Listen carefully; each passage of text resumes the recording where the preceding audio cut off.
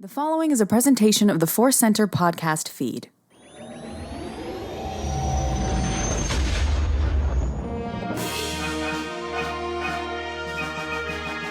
From the center of the galaxy, this is the Force Center podcast feed, and this particular episode of the Force Center podcast feed is the Bad Batch Report. No! Oh, that is great.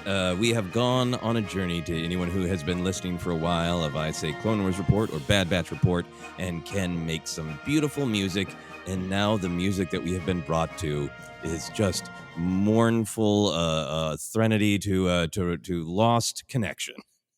Yeah, and my reaction at least 2 or 3 times during the episode. No. And that's a pure emotional reaction to the power of the emotions, right? That's not your negative review of the episode. Yeah. Wouldn't it be great if 15 episodes and I'm like, this is the one. God, I hated this. Which is an option we all have with every episode, but Yeah. No, I really like that you picked something kind of mournful, because this episode is very mournful. And there's a part of me that was wondering, were you going to do some mournful wrecker grunts? Because we got a few beautiful wrecker grunts, some of them a little bit more sad. There's a whole range of emotion in wrecker grunts. hey, look, D. Bradley Baker, this ain't easy what he's been pulling off, not just this season, but the Clone Wars. But yeah, you're right. There's the wrecker stuff. You have to act through a groan. That's good. a lot of emotion on the grunts. If there's an Emmy for grunts, D. Bradley Baker's for sure getting it. I did think that this one was next level.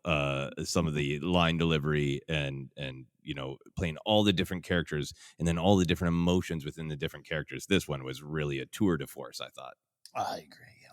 Yeah, excellent. So let's get into this. I'm Joseph Scrimshaw. The person beautifully yelling "No" is Ken Napzok, and we are here to discuss Bad Batch, episode 16, Kamino Lost, the big finale, technically finale part 2 of season 1, because there will be another season, or perhaps even more than another season.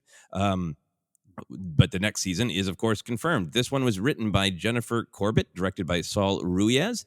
And I just want to take a moment to highlight Jennifer Corbett is the head writer of this show. It's a thing that goes on social media that Dave Filoni is beloved among the Star Wars fans, as he should be. And he definitely developed this with Jennifer Corbett and the team. But he is not the head writer. He is not the one actively hammering away on those keys. I'm sure he's involved, but you see a lot of social media posts where people are like, thanks Dave Filoni for Bad Batch, and absolutely thanks Dave Filoni for your part in Bad Batch, but I just really want to sing the praises of Jennifer Corbett, who is the actual lead on this show.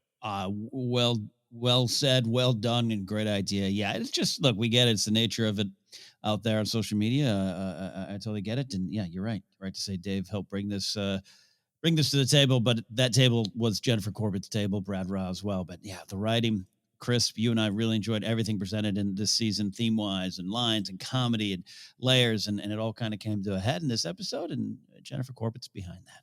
Yeah, and I think there's such a continuation of the Clone Wars and even of the style of both Rebels and Resistance. It fits in the whole collection of Star Wars animation, but the Bad Batch has, to me, just had a slightly different mood, a slightly different perspective and energy, and that's really great. And I think you see that when you have different head writers. So I was thrilled by that. Ken, let's get into the overall reaction to this big finale part 2 episode. What was your overall reaction to this episode? Do you love it, like it, struggle with it? Did you weep? I technically didn't, but that's because I was watching so late and so early that I think my body wasn't fully awake on either side to put all things into a functioning order there. Go with me on this discussion here today. I was really moved and affected by this episode, and I consider this particular episode a stuck landing for a show that really knew what it wanted to do and had the time to do it. You and I have been talking about that. This 16 episode, mostly 25-minute format they've been playing with. And look, that does mean the show might have known it wasn't going to go deep into Echo, which is something we've talked about and talk about here. Maybe you don't know all the intimate hopes and dreams of Wrecker. I hear that a lot about character development. And yeah, this was to me, Hunter, Crosshair, Omega, kind of at the forefront of the show. But this show really knew what it how it wanted to show us a changing galaxy and the characters in that galaxy through the eyes of the Bad Batch, and it might have known that it wasn't going to be a knockdown drag out fight all the time, and it wasn't going to stay dark and gritty, but it really knew what it wanted to do. This is rumination. This is reflect on trust and choices and change and growth and connections and brotherhood and sisterhood, peoplehood, and love and understanding, fueling empathy, but strengthening our own convictions, and all that was all through the season. And I really think, again, really kind of came to a beautiful head for me in this episode. And I really love what was there. This was a great way to analyze the fall of the Republic and true rise of the Empire. Yeah, I think that it deserves a big old well said. I think this episode was, to me, just a very satisfying conclusion from the perspective of the characters and the central issues that they are struggling with. And I agree that definitely all the characters have got spotlight. I would love for Echo to have a little bit more of one. We'll talk about that later. You know, there's another season, so there is hope for Echo. Yeah. Echo spotlighting. But I totally agree with you that I feel like, you know, Hunter, Omega, Crosshair have been kind of the main pillars of these perspectives, these ideas, and it was very, very clearly focused on, like, these are the questions that we have raised via these characters, these themes of who these characters want to be and how they get to that. In this episode was laser focused on those ideas for sure. And then we've talked a lot about how this show is both the journey of the Bad Batch, but it is the change of the galaxy through the eyes of the Bad Batch and all the other characters we meet along the way. And I feel like that was the big event of the finale, particularly putting the two episodes together, that the big event of this was the destruction of Kamino, right? Yeah. Or all the cities of Kamino, that there was real closure on the era, that Kamino is gone. The Republic is gone. The clones as we know them are gone. And practically for our heroes, they truly, deeply can't go home again. They literally can't go home again because it is at the bottom of an ocean planet. But also it's, you know, thematically clear that there must be forward movement. There must be a different choice because they can't go backward. So I feel like for me, that was like the big event. And it really works well to highlight this main conflict between the Bad Batch and Crosshair about basically what's been going on since the first episode, that the Bad Batch is willing to even try to move on and Crosshair just can't. And I think that was so powerful in this episode and reflected by the literal destruction of their home. I also just kind of liked that this finale was what I would call a very, very calm cliffhanger. It felt like there was some amount of emotional resolution in this initial conflict between the Bad Batch and Crosshair. We'll talk about that a lot. But it really did have that little cliffhanger of, like, the Bad Batch is relatively confident in who they are to one another, that the family, the squad matters most, got to move forward, got to figure it out. Crosshair won't do that, so he's just standing there alone, waiting to be picked up by people who don't value or like him or care about him. So there's that cliffhanger of what will become of Crosshair. But then that last scene of, you know, what is going to become of Nala Se's skills, the cloning technology. So it is this I would say it's a cliffhanger without being bum, bum, bum. It was a cliffhanger with literally the opposite of that, of those low, terrifying, unresolved notes of this isn't done and there's more horror to come, you know? So it is a cliffhanger. So I really like that. Final two thoughts, overall thoughts. I know that we have said it a lot, but this episode once again elevated the amazing game on the visuals. Not only just like aesthetically beautiful, like way to go with water, everyone, but the power of what the visual is. This water as a force of both life and death. They were birthed on this planet, so you can kind of see it as literally, birthing imagery, amniotic, oceanic feeling is a Freudian term about being at peace. But then in this episode, it is death. It is everywhere coming for you. And those thematic ideas about the nature of water wouldn't be as powerful if it wasn't just jaw-droppingly beautiful animation, right? Yeah, look, I express some shame of saying every week it's beautiful, and then you change that forever, Joseph, by saying, "Look, I tell Sarah I love her every day," and that's how it should be. So this was gorgeous and breathtaking. The underwater stuff, it was yeah, all those things. But there's a lot of movies that you see that are like beautiful, but maybe they don't strike a chord with you. It helped. It all just went forward to go straight to my heart. This episode particularly. Yeah, absolutely. And I have now, since saying that, I tell my wife I love her every day. We can say The Bad Batch is beautiful every episode. I've switched it up now. And now every day I tell my wife I love you. And also, Bad Batch is beautiful. Just so you know, Sarah. Which maybe I'll have to switch that up. The final overall thing that I wanted to say is I do feel like the finale might have worked a little bit better, been even stronger in terms of just even audience response if it had been one episode.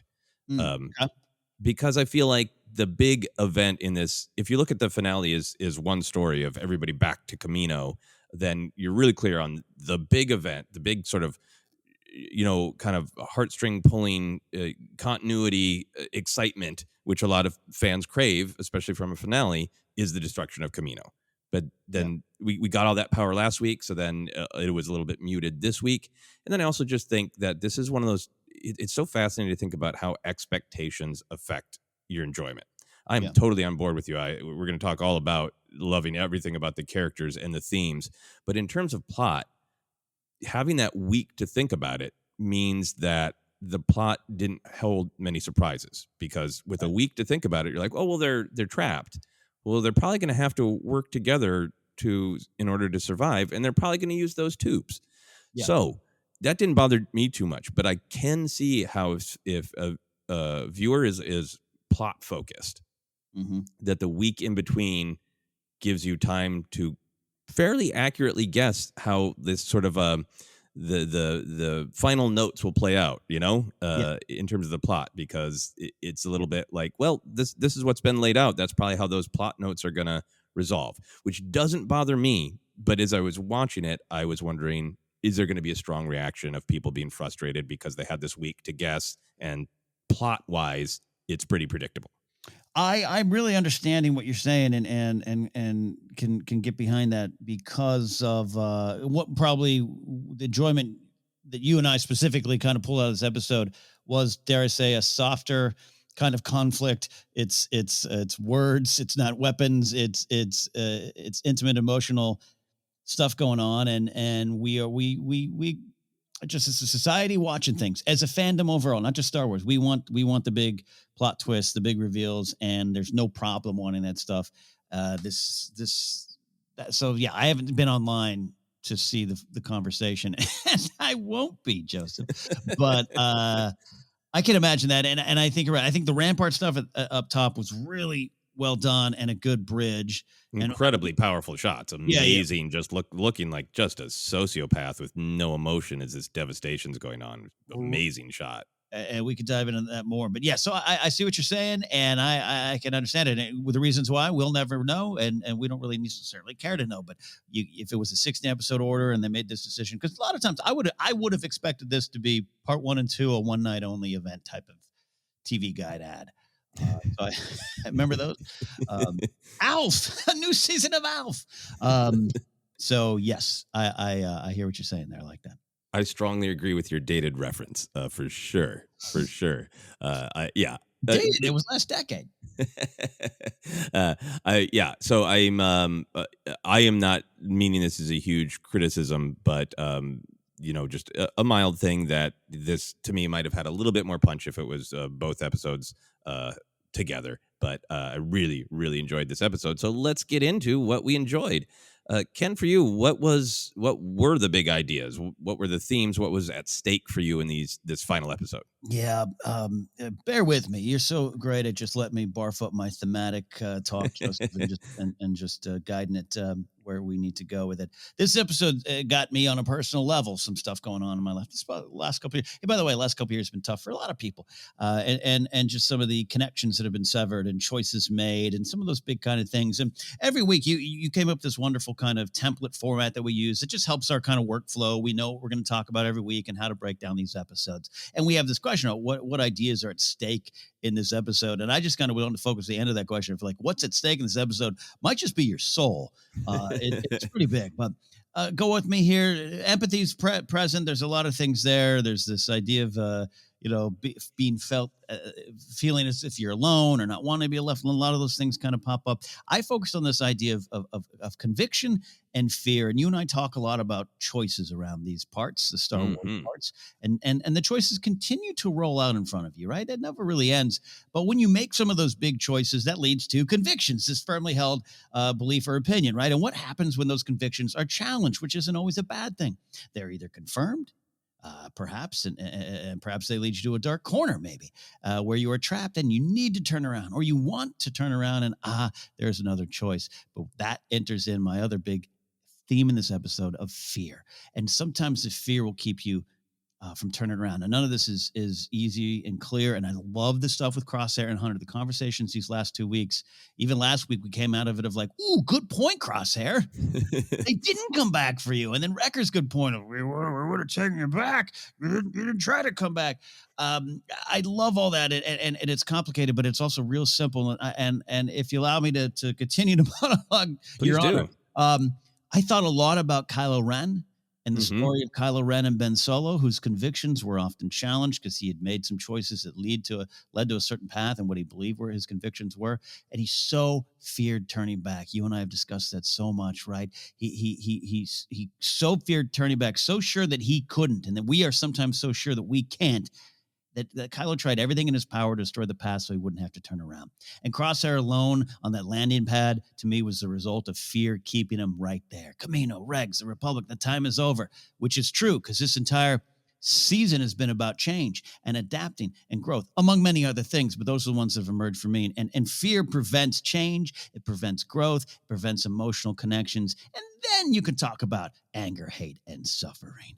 Fear can keep you in one place emotionally, and this episode showed, and physically too, it can keep you alone. And this episode was a constant. You talk about serial adventure, Joseph, but this was a constant, like, we are home again and we can't be here. The past is gone. How do you attack that change? How do you move forward? And each time they move forward, they're faced with another challenge that fear often is there in the room going, well, the monster's going to come bite the tube. The tube's cracking. The droid's power's out. The door is stuck. We're drowning. Fear, fear, fear, fear. And every time they have to try to conquer it to go forward, because that's where change is. That's where growth, that's where the new you is, and how you deal with that and how fear can dominate that, and how you can either crumble under it or grow from it, and that all really struck a chord with me. And I will concede the floor, sir. Thank you.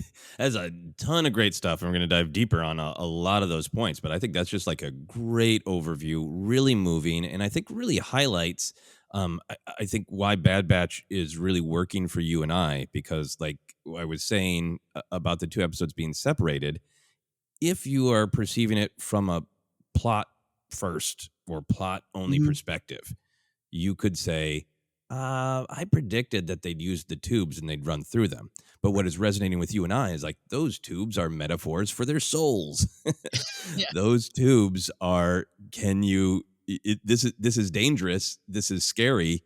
It might not work, but it is your only way forward. And we have characters who are going, yes, then we will take it because we will do anything to keep moving forward and find a way to keep us all together, to keep us all alive. And then we have another character who keeps stopping, keeps doubting, doesn't want to move forward, and lies to himself about what forward movement is, which, that also really relates back to Kylo, of the lie of the dark side of Anakin and Kylo saying, oh no, the way that the good guys have been doing it doesn't work. I'm going to try this brave new way. And like, it's not actually brave or new. It's just, you're just stuck in a cycle of anger and fear and hate. And I really love that Crosshair says this thing that has this component of truth, right? That look, the old ways are gone. Kamino is gone. The regs are gone. The Republic's gone.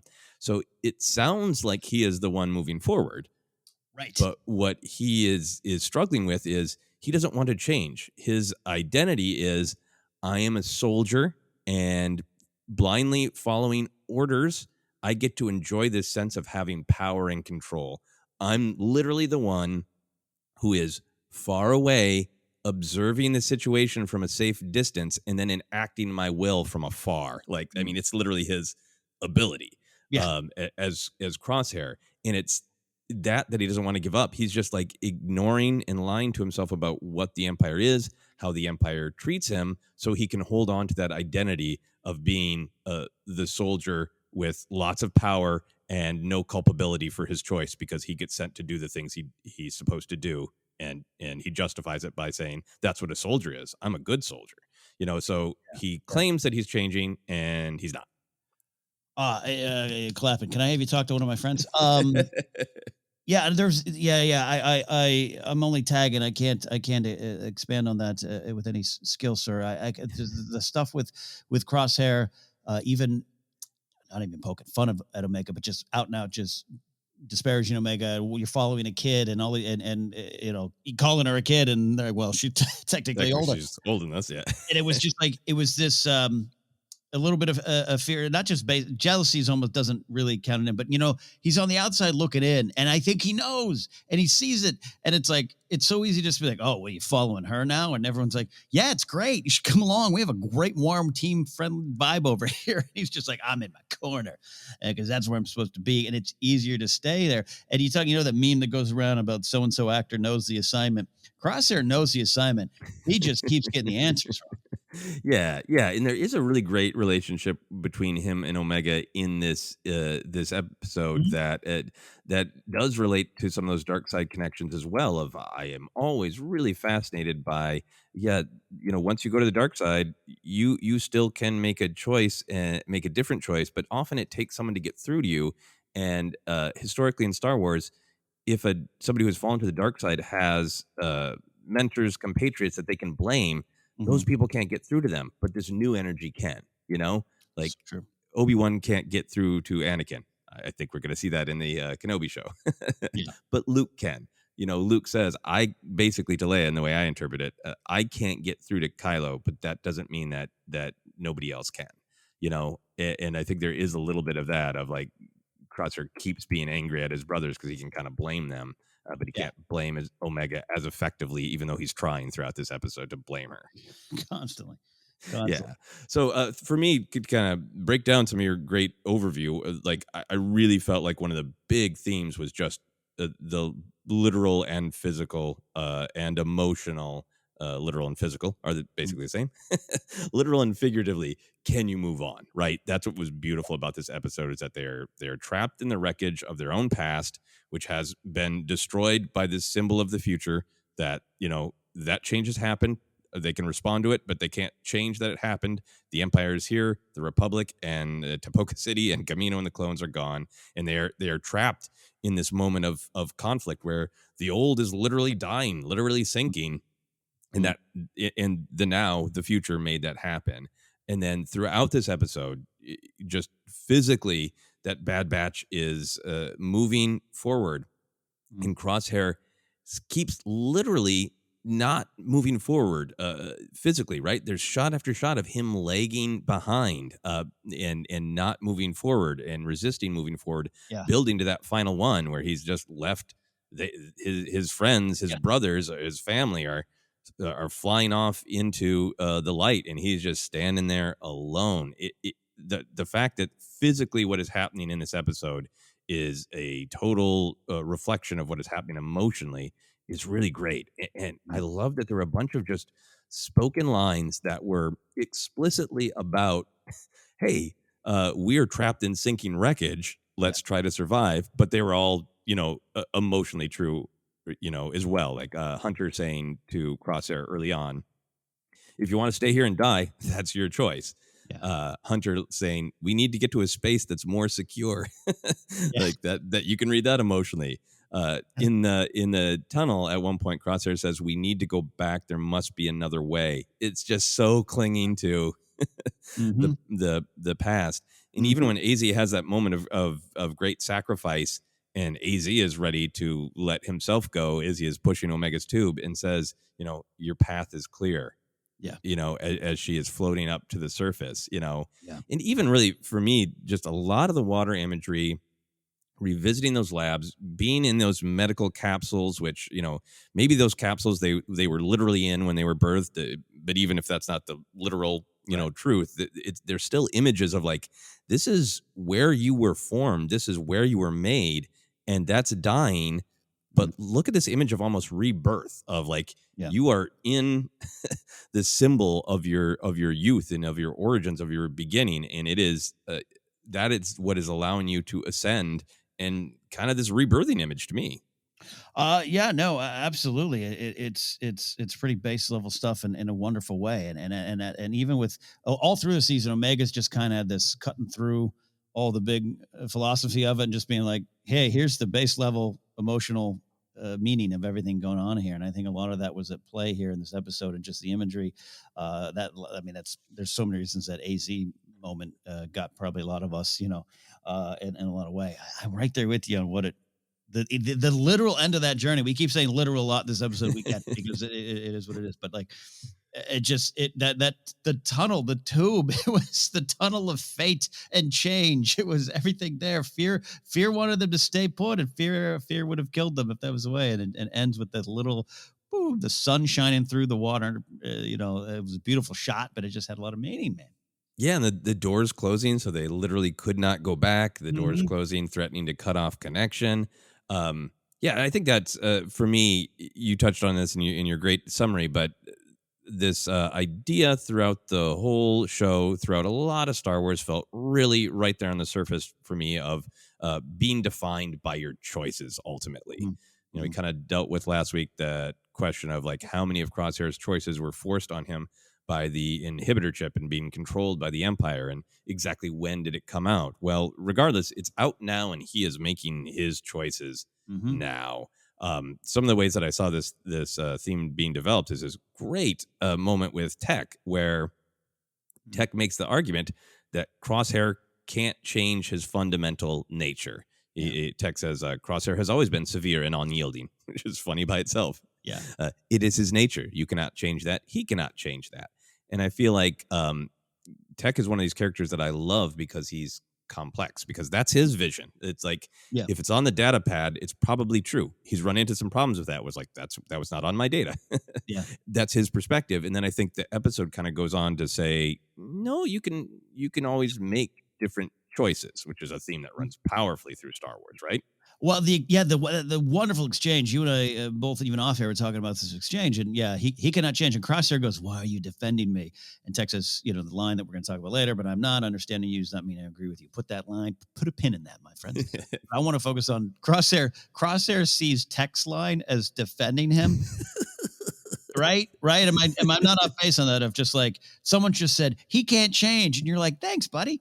Yeah, thank you for agreeing with my life philosophy that I am absolved of responsibility. It's not my fault. It's just the way the galaxy is made, just the way I was made. So I guess I have to be a complete murderous jerk to my family who loves me. Not my fault. Not my fault. And again, like, even sometimes our discussions spill out into the real world, and I'll vaguely address it, but just like, I'm big on, I'm not afraid of that term, the new normal, because that's about moving forward. That's about whatever, positive or negative, that's taking you forward. I think that's very Jedi light side kind of way to look at it. And so there's been a lot of times in my life, just whether it be how I clean the dishes or make the bed versus bigger social issues, where if someone says, well, that's how he is, he can't change, I would hope my gut reaction would be like, hey, wait a minute.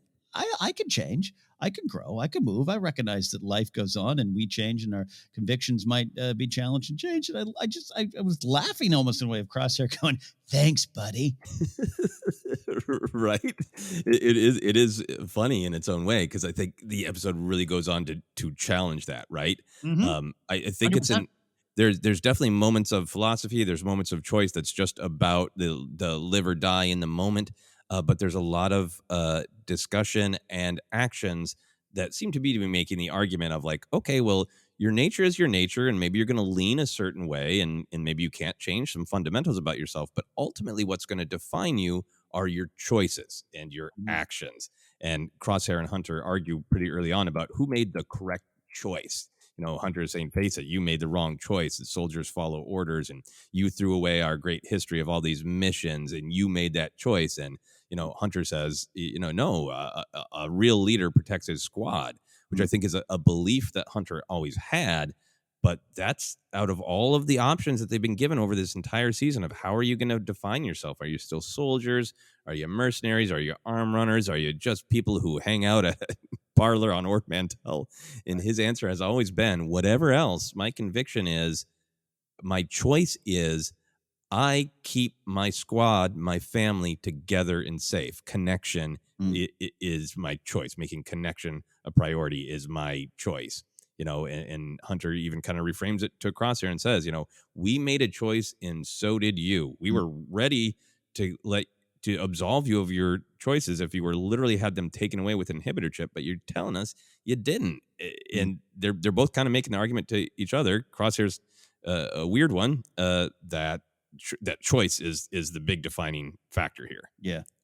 Yeah, such big Star Wars stuff. That choice. I mean, there's a reason we we talk about it all the time because old George Lucas on his yellow pad of paper said, "I'd like to write a big fable about choices," and so it should be in every episode. And this is what it looks at. And the Hunter Crosshair back and forth, the philosophical debates. It just was giving me life all through these last two episodes. Yeah, absolutely. Mm. And I just really like then that Omega certainly makes some argument. She's not a big philosopher, but Mhm. she does. That's just not the way she's expressing herself because I think Mm. she's expressing herself mostly by her actions. I love that she does make it clear to Crosshair that great little sit down in the lab Oh yeah. where she, it says, I wanted to believe that it wasn't you making these Hmm. choices, but it's not the inhibitor chip. So that's Omega really squarely putting it of like, you made this choice. It is not just your nature. Oh, what are you going to do? It's not that somebody else invaded your mind and made you do this. That Omega is saying to Crosshair, I'm putting this squarely on you. You make your own choices, and then that's who you are. And then throughout this whole season, but particularly this episode, Omega's actions are really the proof of that conviction. Hmm. All of her choices, often, but particularly in this episode, they are just based on connection. It's just like my choice is that connection matters, that family matters. She says, Yeah. I was alone down here until you four were created. That's why I went and found you. That is such a clear, strong, beautiful motivation. And then time after time, she goes back for Crosshair. She's not going to give up. She's the one who insisted on going back for Hunter to Kamino in the first place, no matter what. Yeah. Um, and she's the one who makes this, deadly choice potentially to go back for Yes, AZ. yeah. Yeah. And even though AZ is saying, "Look, this is who I am. Mm. I can't change my programming. Your safety and well being is my primary mission objective." And Omega won't even accept that and says, "No, you to me you are family. You're not Mm. just a droid on a mission." So again and again, she demonstrates who she is by her active choices to Yeah. make connection and family the most important thing. Yeah, and would you say I'm almost asking more than stating? It's just like particularly with AZ, it's like it's not this negative form of attachment, right? She sees a chance to save someone. She sees and approaches it all the situations always with good faith. And it's like I'm going to risk myself to save you because I know it's not a lost cause if you follow me on that. Versus we've dealt with Anakin kind of being like, no, I'm not going to let you go. I don't think Omega would do that. She sees where she sees light, she goes. And that line of I wanted to believe it was the inhibitor chip that made you like this, but I was wrong, is her admitting. Remember early in the season, she's literally the one that's like, it's not his fault. It's not his fault. And then when that was challenge, she sees darkness and she's still going to do whatever she can to save Crosshair. But after a while, I don't think she'd be attached to the idea if saving him was on the table, if you know what I mean. Yeah, absolutely. Yeah, that relationship with AZ, yeah, it isn't about like I can't go on if he dies. It's not a selfish choice. It's like he was one of the only, sentient beings in her life, right? And I think he even has a line earlier in the episode about, that I'll be alone. Uh, Yes. and just Yeah. not wanting to leave him behind Mhm. because empathy and connection matters. Yeah, sorry, I was cut you off. I apologize, but yeah, it was a powerful little line. And I will be left here on my own. Yeah. Oh, just so sad. And it made it even more powerful when Omega's like, "I ain't leaving you on your own. I ain't." Yeah. Not on my watch, says Omega. Yeah, and then I think that just the powerful moment that Crosshair has said all these things, and he ultimately in this episode, to me, defines himself by his action, by his choice to save AZ and Omega, right? Like he Mhm. did not have to do that, but it is this great Star Wars, circle of empathy. Yeah. Coming around of, Omega worked so hard to save him, Mm. when she did not have to, and then he was nothing but cruel to her. And then she even sat down and was like, I realize that you are choosing to be a jerk. And a jerk is a light way to say it. And all of those things getting through to Crosshair to the point where he makes that choice that ultimately is what defines him. He can say all these things about I can't change, and the Empire is what it is, and that's all fine. But ultimately, it's that act that is, his biggest choice in this episode. Yeah, maybe a little bit of a thawing of the ice there on his heart. I don't know. We'll see what resonates. We'll see what moves him forward. We'll see if he understands that the Empire only sees him as a number, and it gives me hope for some sort of redemption that particular moment, and how he just plays it off though as well, we're even. That's all. That's all. That's all I did it for. That's what are you talking about? That's what I did it for. Yeah, yeah. It's just I'm just keeping a ledger. That's all. Yeah. Yeah. I really like the way that it builds up to that climactic choice on Crosshair's part, and then that the button, the end of the Bad Batch's part of this episode before we see the Nala say cliffhanger. Yeah. It's just so focused on this idea of the squad, the family connection. That's what matters most, and great Crosshairs, has that discussion with Tech saying like, look, being severe and unyielding, that's my nature. I can't change. Yeah. And then the Bad Batch kind of come back to him at the end of like, well, the part of who you are that's never going to change from our point of view is you're our family, you're our squad, and really open door, right? Of Mhm. offering to have him come along. That great moment where Omega turns back and says, "You're still there, brother Crosshair. You're Mhm. my brother too," which is really moving on multiple levels because Omega has really wanted to be a part of the squad, and now you get that sense of, well, she was with them when they were young, Mhm. and it's not that she's being admitted into the group. She's always been a part of the group, and her saying you're my brother too really feels like an ownership of, I'm not the newbie in the squad. I've always been a part of the squad, and so are you, Crosshair. And anytime, as Wrecker says, we still would have taken you, and you get that sense that they still will in the future. Yeah, I mean, I'll use literal again here. That great shot of I think there's a beat of the Marauder's door is open as Crosshair's got his back turned, like it's right there.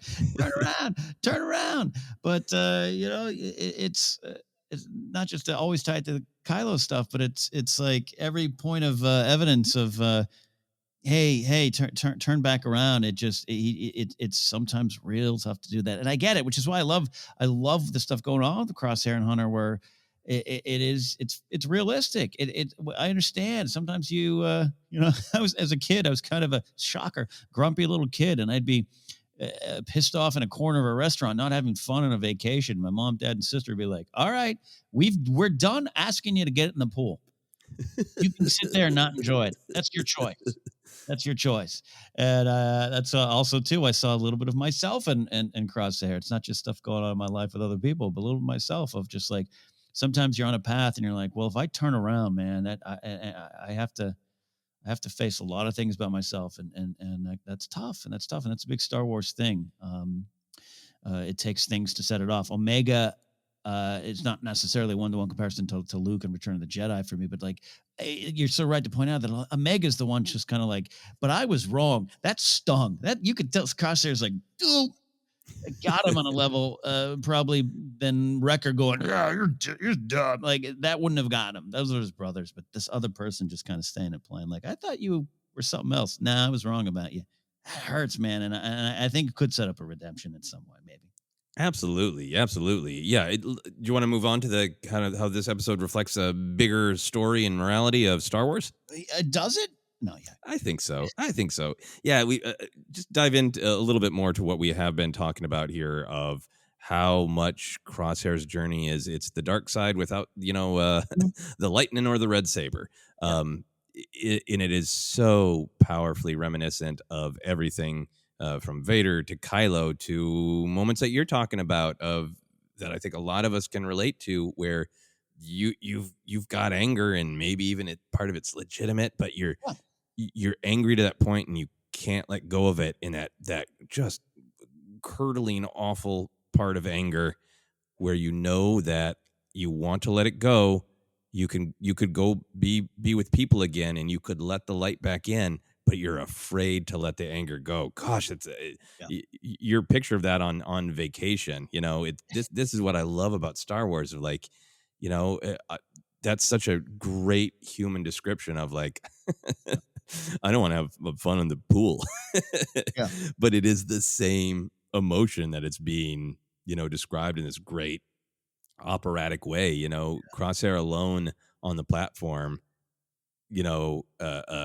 with this idea that Hunter even saying, we want different things, at least let's just be at peace. We don't have to hunt each other. We don't have to fight each other. It doesn't mean we have to be enemies. And him just kind of sitting there and pouting with that. Like, it really felt to me like Vader in the hallway on Endor, right? When Luke's making the argument and Vader's like, it's too late for me, my son, Right. that it really has that energy when he's like, well, we're even now, but that's as far as I'm going to go. Or, the dice disappearing in Kylo's hand, like the ship taking off and going, cool, Crosshair, you quote unquote won. You got what you wanted, which appears to be absolutely nothing.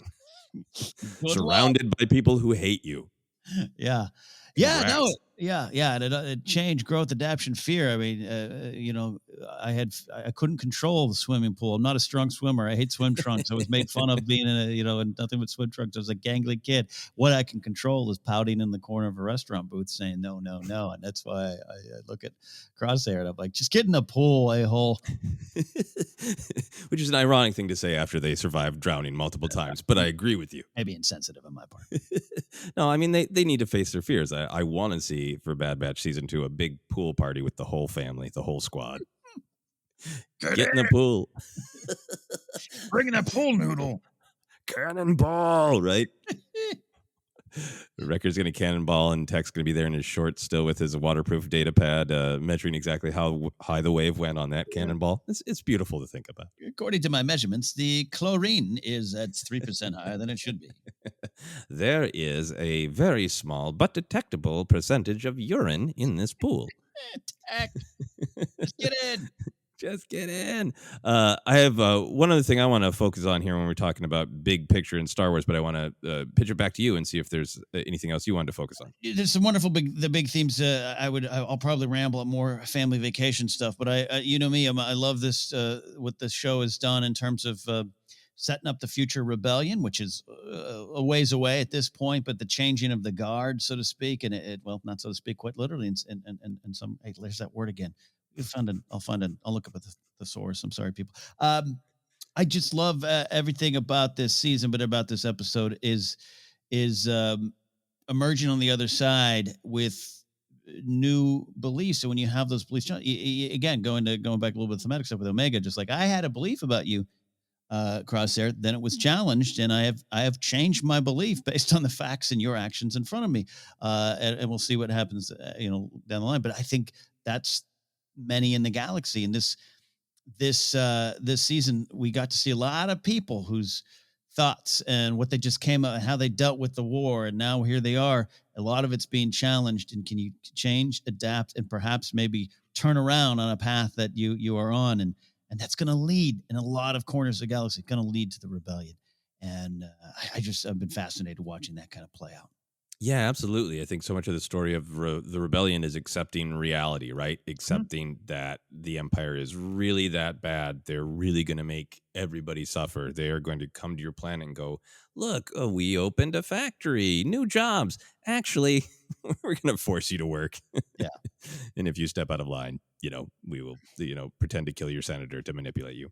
Um, Yeah. yeah. So I think that's great. That's great. It's a story of change and accepting change, right? Yeah. Accepting the reality of change, and then that scary moment where you have to make a choice in Mhm. how you adapt to that change or how you respond to it, right? Yeah. Indeed. Yeah. Yeah. I think for me, has been throughout the show, but this episode really had this great focus on a sort of the Star Wars brand of empathy, right? That just functionally in this episode, it feels like empathy wins the day. Of would Crosshair have saved Omega if Omega hadn't saved him? Right? That Mhm. Mhm. this is part of the reason that I think he can't. He's trying to go like, oh, she's the leader. Oh, she led us to this bad choice. Oh, you're letting this child lead us. Oh, she's older than us. It doesn't matter anyway. Like he's trying to find a way to hate Omega, right? Yeah. Or even be jealous of her because maybe did she take his spot in the squad? Did they choose her over him? He's trying to find any way to make it about anger Mm. and hate. And she just keeps stymieing him, right? Yeah. Like, I am going to keep rescuing you no matter what, I'm going to, in even that great conversation, it really proves Omega's older than him because it isn't, I'm not, it's a real parent. I'm, Yeah. not mad at you. I'm just very disappointed in your choices, Crosshair, Ooh. right? Ooh. Yeah. And even that has that energy of like you successfully putting it back on him. So there's this Yeah. literal circle of empathy wins the day. You know, Yeah. uh, Omega was probably going to die because she is so empathetic and she couldn't let AZ go. But that circle of empathy of Crosshair not finding it in his heart to hate her because of the amount of kindness she keeps showing him. That was really powerful. But Yeah. then really want to dive into this line that affected both of us of tech. Yeah. I think it is a thing that is prevalent in Star Wars themes when you dive in, but because tech is blunt, Mhm. it's perhaps stated in the most blunt way, which is so great. Understanding you does not mean that I agree with you, right? That's Yeah. when you're talking about Crosshair saying, "Hey, thanks for the compliment on how I'm severe and unyielding, and it's not my fault. I can't change." Mm. Like it was not a compliment, dude. Understanding you does not mean that I agree with you. I think also when you pair that with Hunter's kind of last line of, we want different things, Crosshair, that doesn't mean we have to be enemies. Mhm. To me, this is just like the most Jedi philosophy of when do you take action? Why do you take action?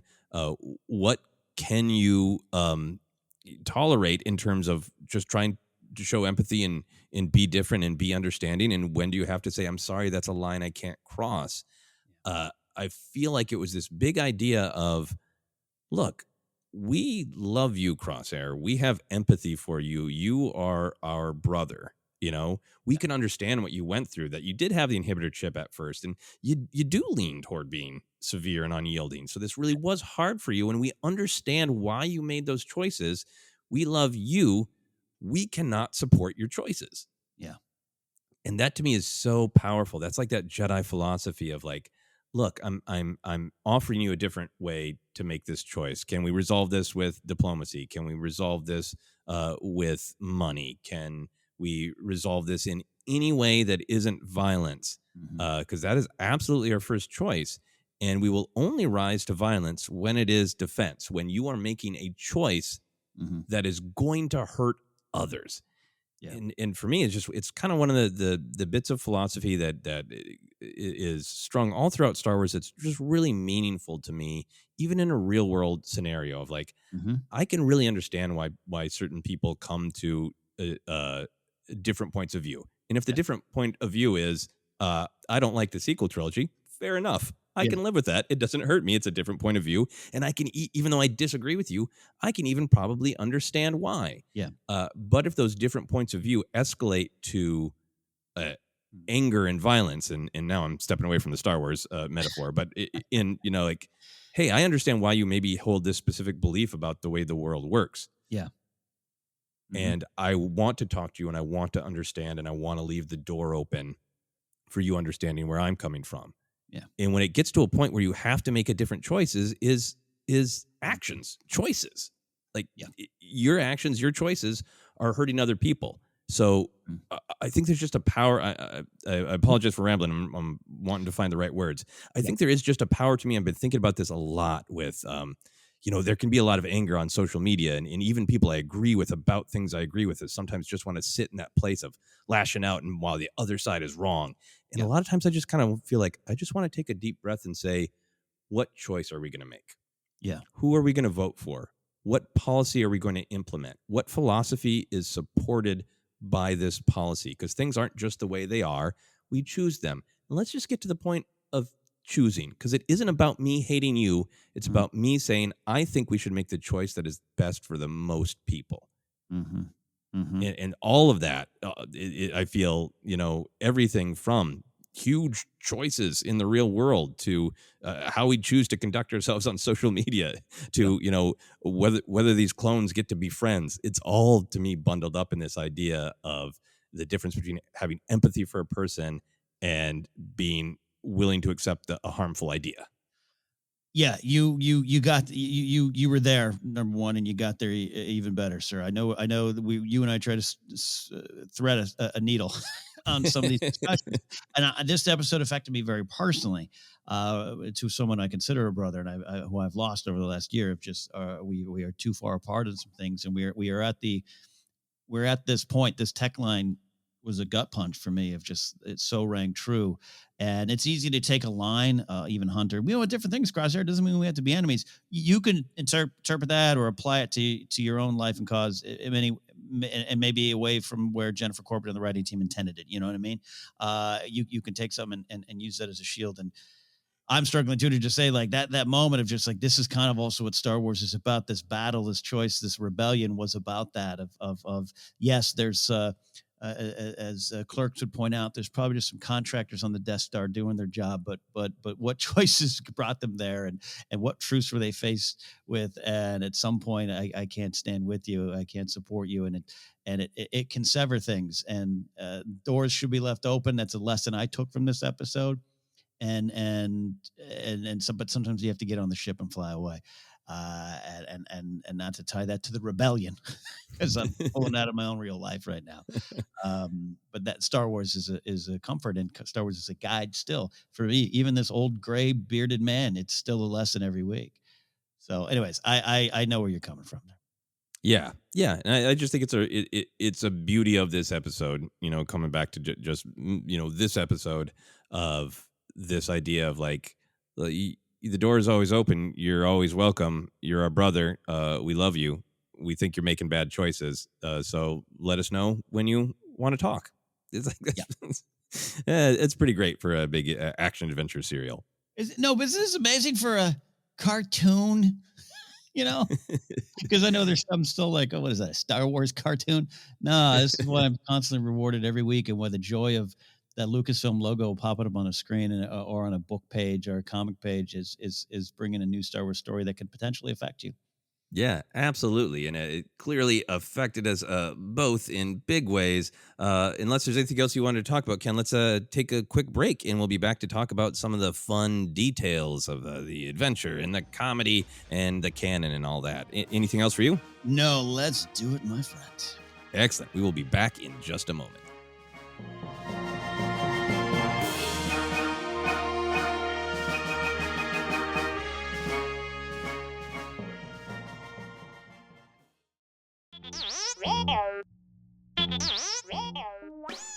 Hey, Force Center friends, make sure you're keeping up to date on all the great content from Jennifer Landa. Whether it's YouTube, Instagram, or TikTok, you whippersnappers, Force Center's own Jennifer Landa continues to bring you fun, informative, and insightful laughs and moments.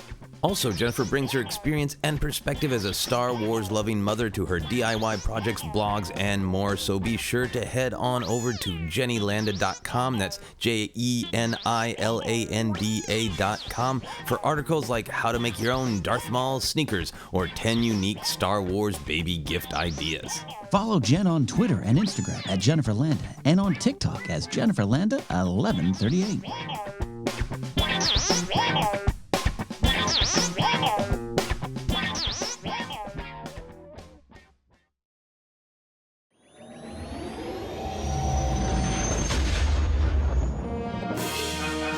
And we are back to dive deep into all of our favorite moments from this big finale of Bad Batch Season 1. Ken, let's get into the action. Did you have a favorite action moment? Yeah, after I worked through all the personal connections and lessons, I had to go back and watch some action. I just wanted to put this. We're going to go into some details here, but for my favorite action moment, I just wrote AZ. AZ. What a hero. You and I just did that droid episode. I think let's redo it and just do all AZ stuff. This was Ben Diskin? Diskin? I didn't write that name down. Ben did the voice. Great all around of a cute little, it's a cute little floating, hi, I'm AZ. And it was, what a hero. What a hero this episode. Oh, I loved everything that AZ was doing. Yeah, no, AZ was great, and lots of great little noises and whirring and buzzing. Yeah. So yeah, AZ was a champ in the action moments and very emotional. I think for me, it's such a fascinating episode because in some ways, it's the whole thing is a chase, a race against death. But then there's these isolated moments. I really loved Omega using her crossbow to hit the wreckage, pinning Crosshair, and then just really tossing it aside. There's just great energy there of I am focused on saving. Just her precision with the crossbow is clearly there. She's been training. Yeah. And just that, I am dedicated to saving Crosshair. There's no hemming or hawing. It's just such forward energy. And my first viewing of this episode, watched it once at night and once this morning, I had great tension of oh no, she's going to leave her crossbow behind. Yeah. I just so love that crossbow. It's her little, a part of her identity. She went and picked something unique and individual, all of her brothers have.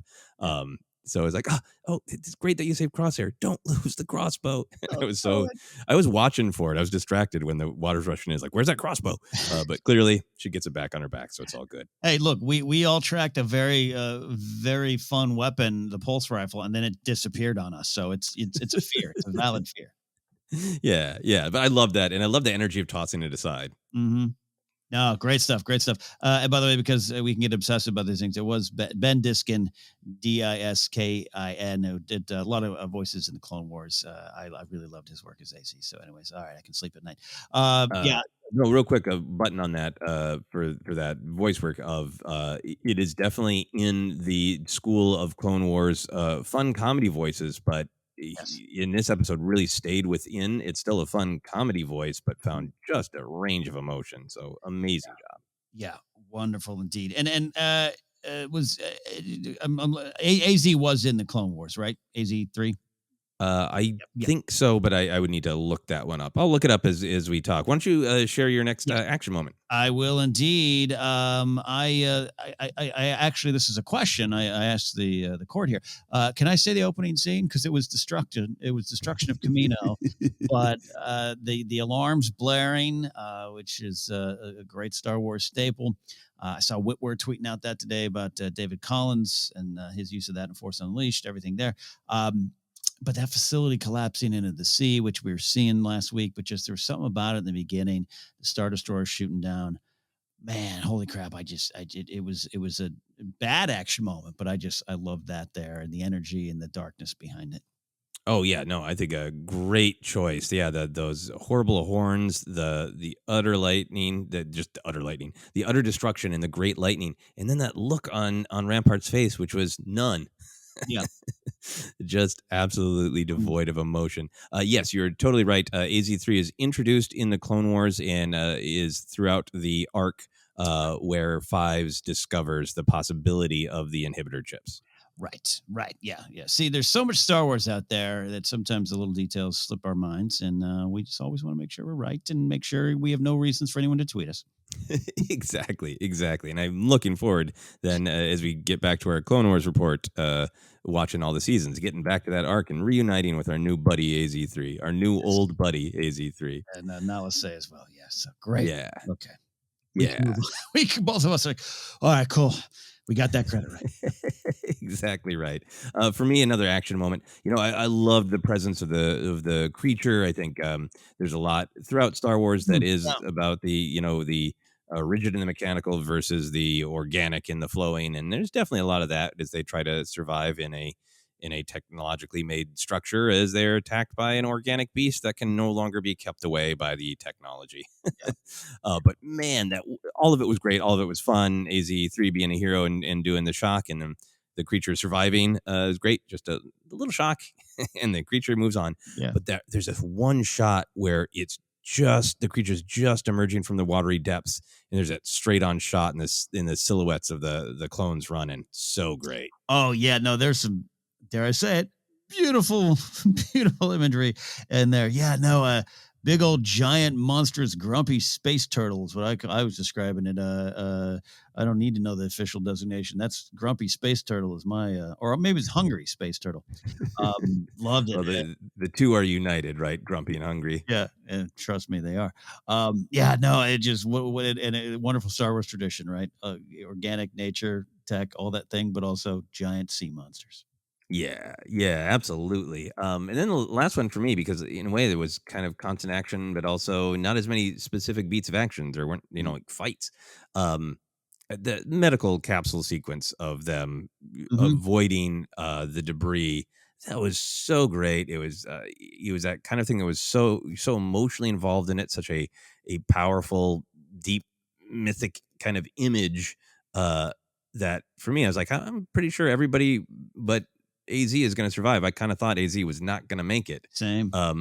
That there was just high stakes because it was so beautiful. It was so well done. It felt so visceral. Mm-hmm. And I think it's kind of unique in Star Wars. We've definitely had some like, hey, we're going through a debris field, but not underwater in the tubes that either literally birthed you or are symbolic of birthing you. Yeah, yeah, deep. Deep. In a fun action sequence because a lot of it too, and I'm like you too. It's like, but even when it looked like it was happening that AZ was dying, I was like, oh man, this was. I didn't cry, but I got to tell you, I had the tears in the chamber ready to fire. I was, Oh, we're gonna do this. I think I'm gonna do this. I'm gonna let this happen. And it didn't happen, but also it reminded me of some video game level, right? Like, yeah. avoid the debris, swim up, swim down, get to safety. That sounds like a maddening, level where Oh, you're yeah. you like the whole video game you've been playing the Bad Batch, and suddenly you have to play AZ, and he moves differently, and you've got to manage to get all the forward capsules away from the wreckage. Yeah. Oh my lord! Been there.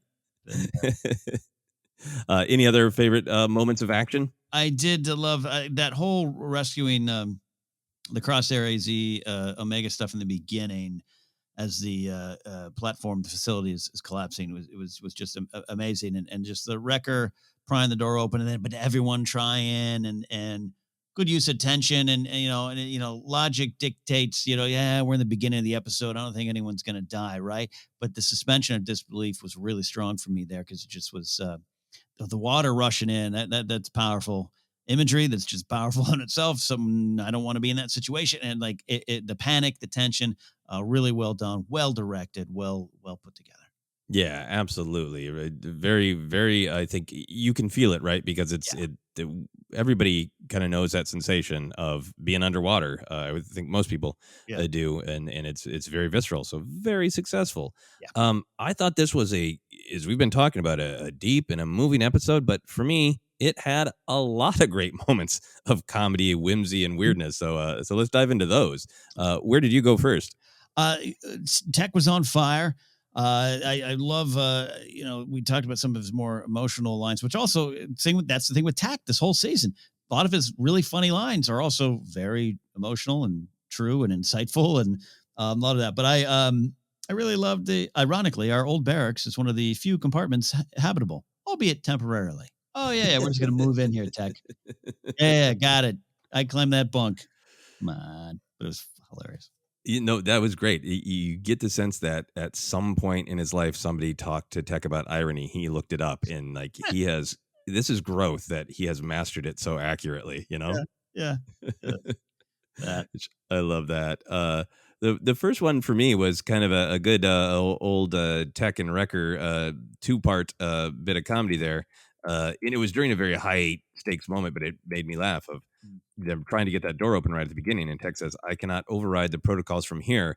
And Wrecker says, "I can," and pulls out the big knife, and just that contrast between him, that's how Wrecker overrides protocols, by shredding, ripping, pushing. I'm telling you, it's me. Anytime I do play a D&D game, that is me. And everyone else is like, nope, we're rolling for this. I'm like, I'm charging ahead.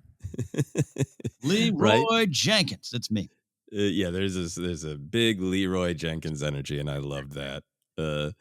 Another one for me was AZ. I thought had a lot of great lines. So many I didn't write them all down, but I liked early on when AZ says, and it sounds like he's trying to impart helpful information, and says, "You survived the aerial bombardment, but are now moments away from drowning."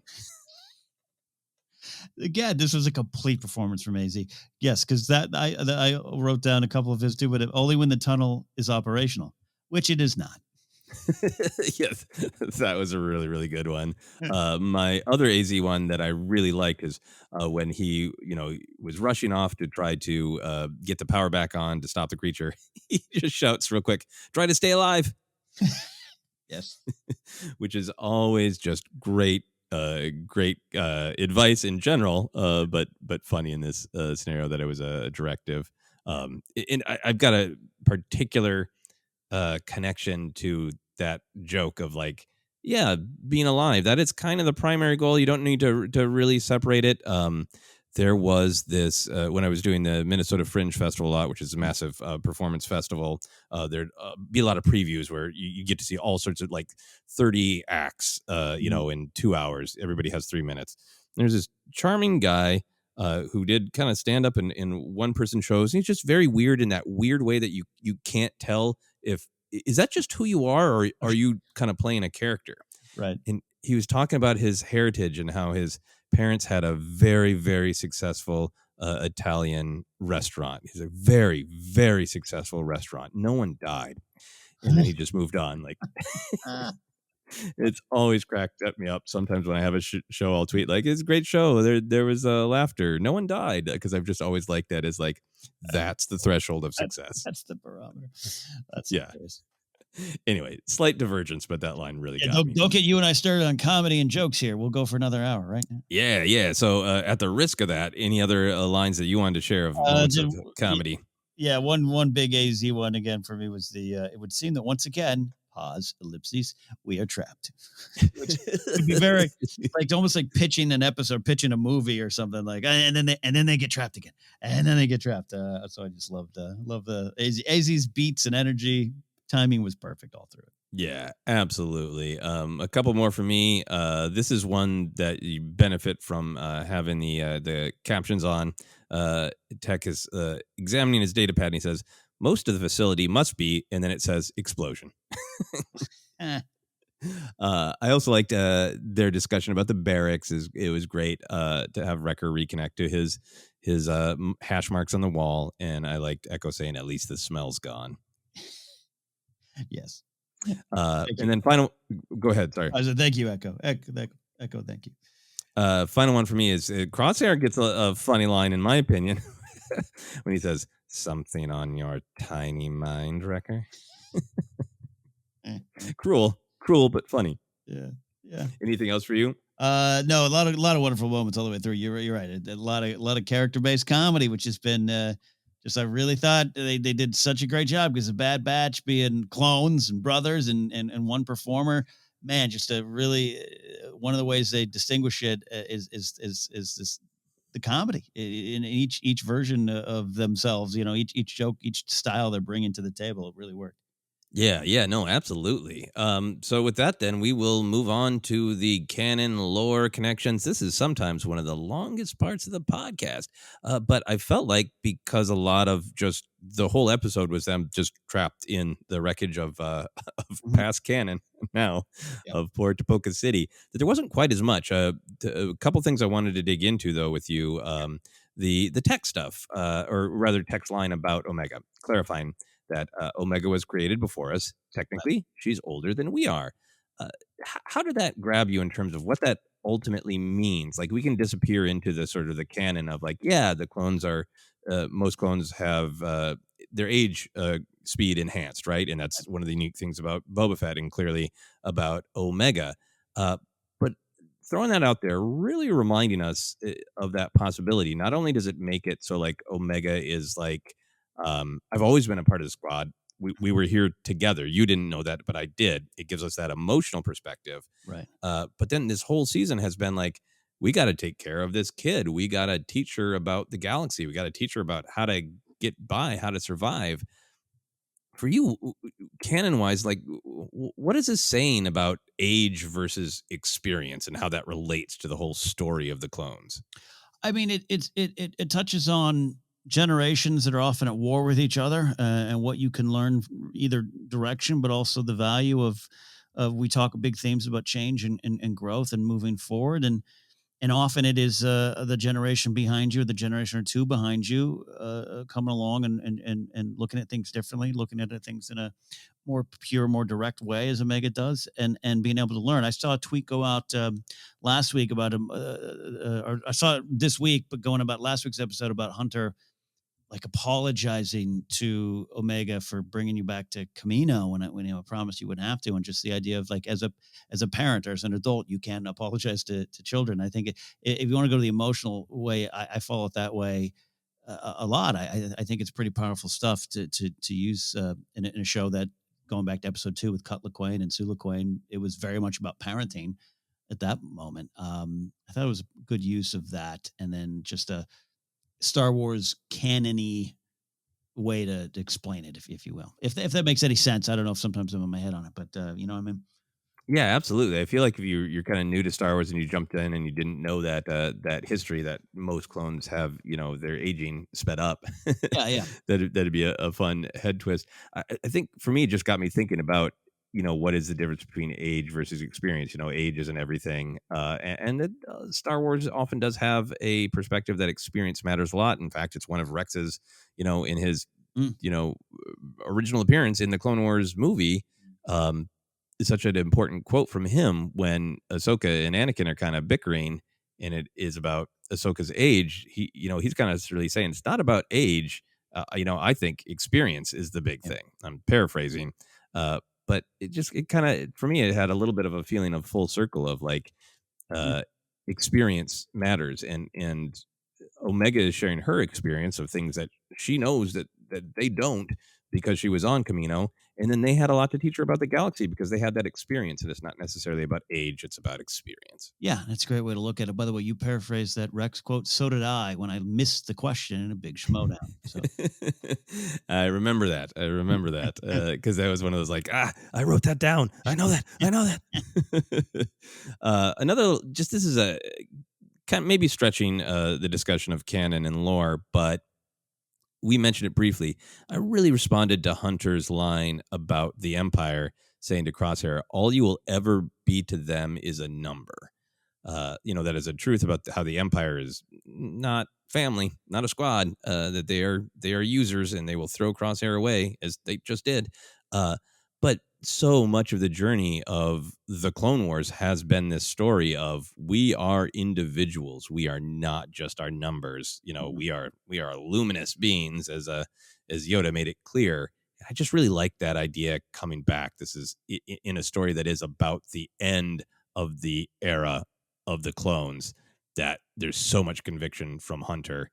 They've always been more unique, more individuals, looking down on the regs, and just like that is kind of the most direct and cutting way that he can criticize the Empire, is you will always be a number to them. I thought that was really powerful. no, it was a great moment. And I'm very glad you pointed out. Not to make light of it, but it sounds like he's like shop local, not Target. But I get it. No, but no. In a lot of ways, and it's that faceless oppression of the Empire.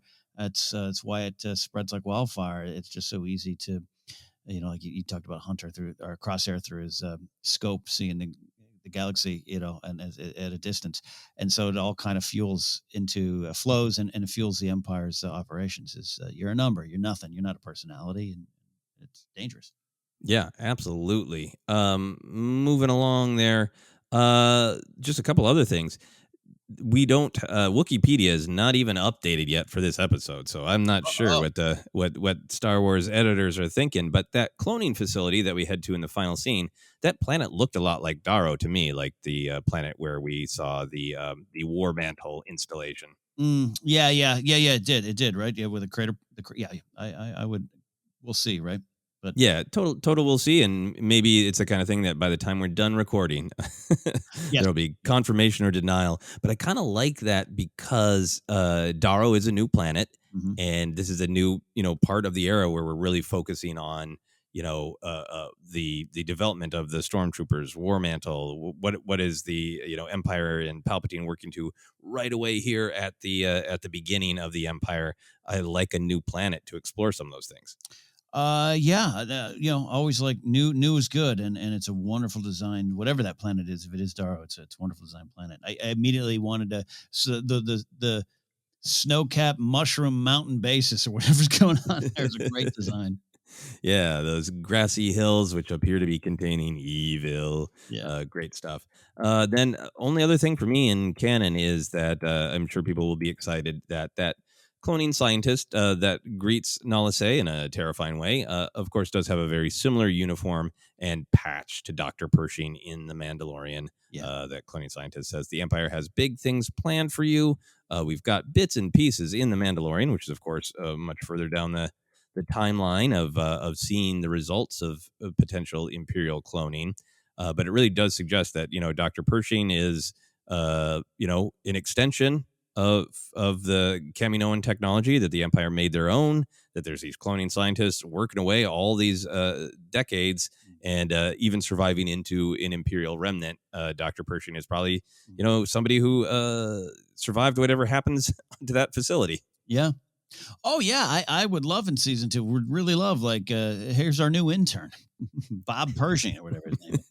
The Doogie Howser of cloning Yeah, scientists. Yeah, real young. yeah, I would, and it makes a lot of sense in connecting to the big canon of it all. We can go straight to Grogu, all those kind of things, but it makes total sense that Palpatine would not want to leave any of this behind, whether or not he wants to use the troops or not. And Tarkin and Rampart got check the budget on this. It's a little better to go this way. And, in theory, with committed troops that sign up versus the clones, all that makes sense. But I love the idea that, naturally Palpatine's like, destroy it. But take some of the paperwork they got over there. Yeah, because I got some things that I might want to try, and then there's I think the obvious stuff of building towards the events of the sequel trilogy. How was Snow created? The clone bodies for Palpatine, the eventual creation of Rey's parent. All that stuff is absolutely like exciting, thrilling, meaty stuff that could be explored. And this is laying the groundwork for it. So I think that's all just great, fun canon stuff to be excited for. And there's just so much room for what other weird, horrible stuff was Palpatine like? Try to clone that. Yeah, no, absolutely. I mean, right? Like, a Zillow Beast, anything doesn't matter, That's what I got my list. Like that Zillow Beast thread. That was one of my hopes for the next season. Yeah. Was let's get some experimenting with Zillow Beast parts. Okay, I like this. I would love that. We're going to get into hopes for next season in just a moment. But was there anything else, canon lore connection, that popped out to you? I mean, that we've talked a lot about shedding a tear for Kamino, which I admit it, and I've seen some of the discussion on that of not everyone's so emotionally connected to Kamino, and I got to tell you, I wasn't necessarily either over the years, but it's just one of those things. It was so new and kind of different in 2002, and then it grows on you. Then you play video games at it, you read stories there, you go back there, the Clone Wars, and man, it snuck up on me. Speaking for myself personally, and I was even that final shot of Omega kind of looking out at over the ocean with the sun out, but the smoke billowing in the background, like that's a weird emotional canon connection. And I'll tell you, the next time I watch Attack of the Clones, I'll probably have a different feeling about that planet. I agree. That one shot in particular too, when they freeze because they're watching those huge racks of the birthing pods. Fall into the ocean. It's really powerful that, like, even though I think it's because it's the in some ways it's the story of the of the clones, right? Attack the Clones. Right. It's mostly presented as this was a trick by the Sith, and the galaxy has fallen into war. The thing that our hero Padme is trying to prevent the entire movie, and and Yoda confirms this is a failure. Look at all these faceless soldiers of war, and that's a part of it. But then we get to know them, and we know that is a place where like individuals were born. They sat in their bunks and joked about who's better at dating, and you get to wonder, how do they date? There's all these moments of humanity, just it's so great that it starts in Attack of the Clones is a place where an army is born, but then we get to know it as a place where individuals are born, a place of humanity, and now just mercilessly destroyed. Yeah, gut punch. Gut punch. Was there anything in this episode then that you disliked or questioned or wrestled with? No, this was a pretty streamlined episode. I take your point up top, which again, what you weren't saying as a criticism of the episode, just an observation. I get that, but this just was a real powerful running from A to B episode for me, and I really liked it. So I honestly don't question or dislike anything. Yeah, I think the only thing for me that would fit into this category is there was a thing throughout the opening, this first season, where Echo never really super got the spotlight on him. I feel like there was great clarity to Echo, and I think Echo is super important. I think Echo is the one who's been making this argument of like, well, we can still be soldiers. We just need to fight back against the Empire. I think Echo has at different points been our perspective character, because he literally went through what we the audience did of like, I went through kind of the traditional Clone Wars. I was at all these important battles. I know all these Jedi, so he was the person who was sometimes like, you guys were out on your own weird mission. I kind of know the more straightforward history of the clones and the Jedi. So he had a couple of really important perspectives. But there was never like an Echo episode. And in this episode, there wasn't a ton of focus on Echo. He got a couple of good lines, but he was, a little bit more in the background. And I think for me, this is just an exercise in Jedi patience, because I think ultimately there's going to be a lot of Echo focus, because I think he is the pull toward larger purpose. He is the pull toward the rebellion. We've seen that just a little bit, where he's like, we could be like Trace and Rafa, we could be like Rex, and Hunter's like, not right now. And I think that is great groundwork for some real Echo exploration in the second season, as they get more and more tempted to be pulled towards that larger purpose of rebellion. I take that. Agree with you there. Awesome. Well, let's talk about hopes for the next season then. Where are you at? What are you dreaming of? I am dreaming of the next phase of moving forward, and some of those names you just talked about, and the big choices that they've made just to get this part. And it is about family and connection, all those things Hunter has said. But I think it would be really interesting to see as that foot of oppression has really begun pressing down, and the waves are being felt throughout the galaxy, and people understanding maybe now what it means throughout the galaxy. And if they're out and about, we still got the Gregor's back at Sid's hanging out, having some Mantel mix. Just when are they coming back? Running up their bill. Yeah, running up the tab, indeed. So I don't know if I'm not suggesting that they suddenly are a rebel cell. I think it even is too early in the story. But going in that direction, I think you're right to point out Echo kind of leading the way in that. And I'd be okay with that being kind of the focus going forward. Really? Yeah, I got a couple things. I think the big picture one is, I think the possibility that, if this first season was about this divide between the rest of the Bad Batch and Crosshair, and, Omega learning about the realities of the galaxy from the Bad Batch, but the Bad Batch learning a little bit more, humanity and emotion and connection from Omega, and all these great themes and ideas. I think that there's a big possibility that the second season is, okay, let's take what we've learned, that Omega is focused on empathy. You even had those lines of like, well, isn't this what soldiers do? Help people? And like, kind of issue by issue, Hunter's all like, okay, well, that's good. That's a risk, but I guess we'll rescue that person, and Echo's the same of like, we don't leave anybody behind. And I think at some point here, Echo and Omega are going to come together and go like, well, hey, Hunter, if you always agree in the micro that we should help people, let's look at the macro. The whole galaxy needs help. So what are we doing about that? I feel like that I would be really intrigued if that was kind of the big slow burn story of the second season. Yeah. Taking what you learn, move forward. That's pretty straightforward, and I love it. Yeah. Of course, Zillabeast cloning. That's Yep. absolutely on my wish list. Gotcha. I'm still on Hondo watch. That's on my list. The Boba Fett arc, I feel like they laid the groundwork for it. I really trust them to finish Boba Fett's story of coming of age story of coming into the armor. I think still great possibility to interweave his story with Omega, with the Bad Batch, without taking anything away from them. Get him in that armor, have him take down Cad Bane to claim the mantle of the baddest bounty hunter in the galaxy. I really think there's room for that here. Yeah. And my final thing, Ken, which might be controversial, is I would love an encounter with a Jedi. I think this show has so much been about this moment in the galaxy.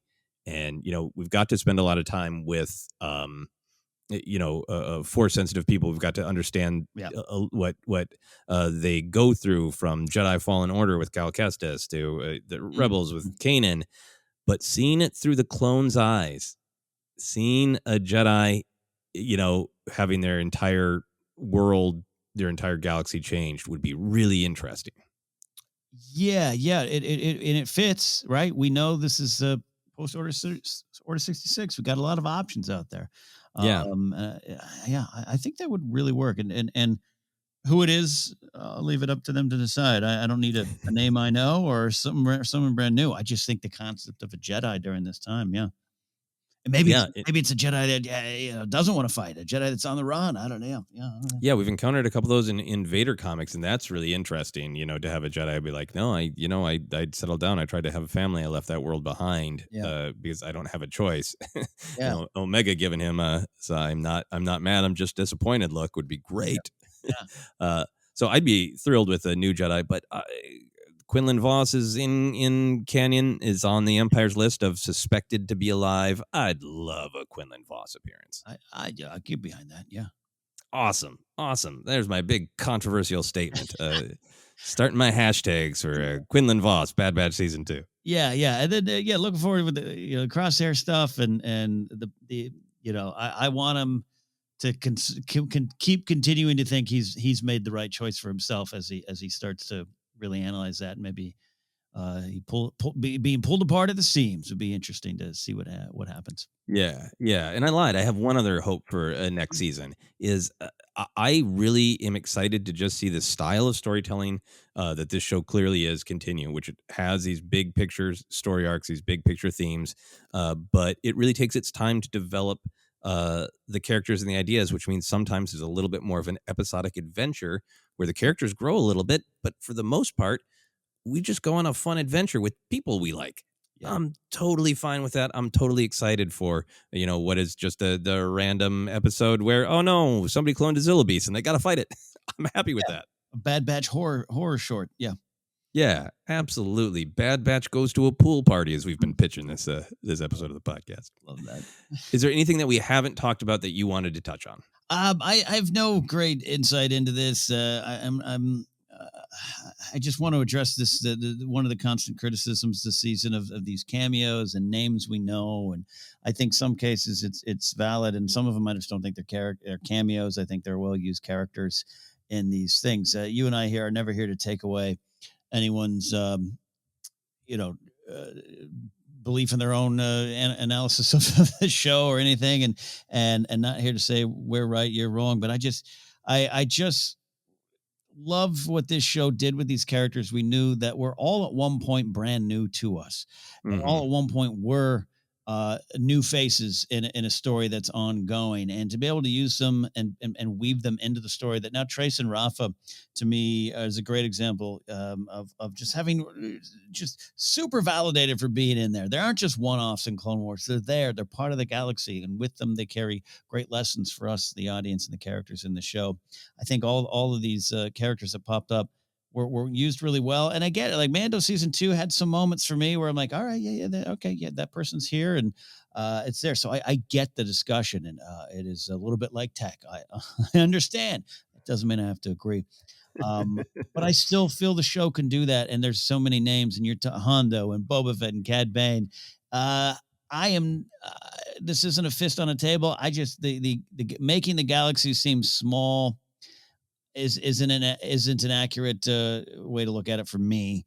I think it is using wonderful characters that are created for this story and using him to reflect things back onto our leads. And I thought it was done really well. Not a rant, not anything. You see that every week. That was the talking point, and it's always going to be. But I personally really stand by the decisions they've made on this show. I really agree. I think you said that really well, or I could say well said. That you these characters that have popped up, they speak to all of their other appearances and make their other appearances more rich and varied and interesting. You know, Gregor is from one of the arcs that people are the hardest on in the Clone Wars, right? Yep. Appearing with Mr. Borkus, perhaps the silliest name in all of Star Wars. Right. And now when you go back and watch that, it's going to have this extra oomph because we're watching his whole journey. So there's that part of it.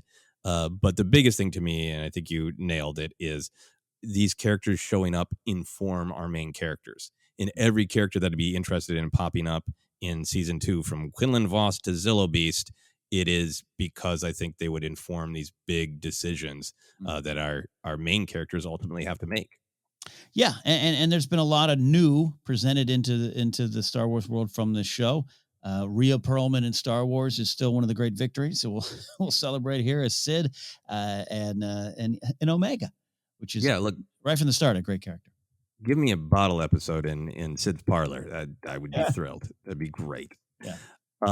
So for things that I wanted to shout out here at the end, this episode had great wipes. This is a weird note for me to write down. Great wipes, but great Star Wars tradition of using those very specific kinds of transitions. And I thought there were a ton of them. And they just looked great and felt great in this episode. I really, really liked the music choice at the end. Those ominous, unresolved chords. They almost sounded little like the Imperial alarms at the beginning. So this episode felt kind of full circle on itself. And I really liked ending that way of like, there's a lot of horror and challenges to come. It was a great way to have this kind of like slow cliffhangers, I've called it. Last thing I wanted to be sure to shout out is, man, at the beginning when Rampart is blasting away to Poca City, I love that it's a clone who has to report to him, right? Yeah.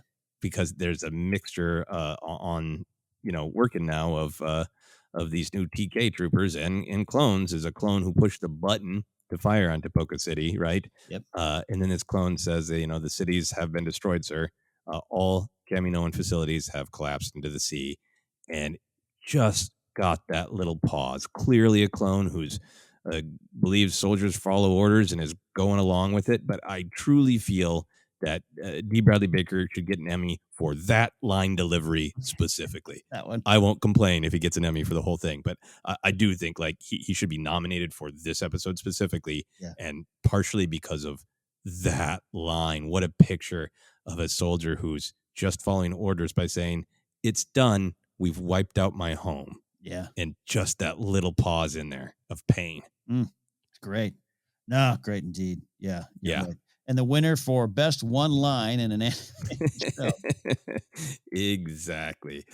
Anything else for you, or shall we move on to our fun question? Let's move on. What a fun season to discuss. Yeah, we've had a ton of fun with this fun question that we wrap up with. If we could have a figure or toy inspired from this episode, what do we want? So, Ken, what do you got? I think you need the cloning birthing tubes bath time play set for the younger crowd, or if you want to take a bath and play with these now. Who doesn't love or remember loving dumping all your toys in the bathtub and playing with them? Well, these ones you can fit a 3 3/4 figure in. Only one, sorry, it's like a record tube, and then you can just submerge them and then pop them up, and then you too can enjoy the rebirth of going forward in life. I absolutely love this. I had two ideas. One is a life-size Kaminoan medical capsule that you could seal and just float on lakes. That's great. That's comfortable. You could pretend to be acting it out, but really you're just floating on a lake, and it's great, totally sealed away. And then because I just always want more 3 3/4 action figures, I want just your standard, straightforward. Here's the pack of the Bad Batch 3 3/4 action figures. That's my main one. I want a tech 3 3/4 action figure. But then I want a separate set that's from this episode that's called just Wet Bad Batch. And it is molded action figures of all of them with their hair slightly damp. Hair wet. Omega's hair all tussled. Yeah. Yep. There's some great tussling. Tussling. And it should be commemorated in plastic, I say. Love it. And with that, Ken, do you want to let people know where they can find us? I will. Thank you for listening to the Bad Batch Report. 16 episodes of this wonderful show. Season 1 in the books. You can find us on Twitter at Force Center Pod. We're on Instagram and YouTube as well, like our Facebook page at Force Center Podcast. Get an audiobook of us by going to audibletrial.com/Force Center. You can get merch at tpublic.com/user/Force Center. And don't forget, we are housed on Anchor, but you can listen to the podcast at Google Podcasts, Apple Podcasts, Stitcher, TuneIn, Amazon Music, Spotify, and more. And you can support us directly over at patreon.com/Force Center. That's also where you're going to get information on the exclusive commemorative poster coming out, because episode 1000 will be on the way very shortly for Force Center. You can follow me at Ken Napzok, or go to my website, kennapzok.com. Got a new show coming out soon called Ken Napzok's Pop Rockin' Radio over on Mixcloud for all you music fans, which I know Joseph is. So, Joseph, you can come on and talk about Guns N' Roses. Oh, I can't wait. They just released a new song, and it's very controversial, so it makes me very happy. It's just like Star Wars. It's growth. It's change. It's a new song. It's different. It's not going to be the same. You got to wrestle with that. Anyway, I'm already on the podcast. Anyway, thank you, listeners, for being here for our great big discussion of the Bad Batch and how it relates to comedy and music and personal life choices and everything else in the galaxy. If you want to find me on social media, Twitter, Instagram, TikTok, you can find me at Joseph Scrimshaw, all those places. If you want to check out any of my other comedy adventures, links to albums, future shows, shows I've written for, you can all check that out on my website at josephscrimshaw.com. But for now, for myself, for Ken, for the entire Bad Batch, and I think at this point that probably includes AZ3, this has been the Bad Batch Report.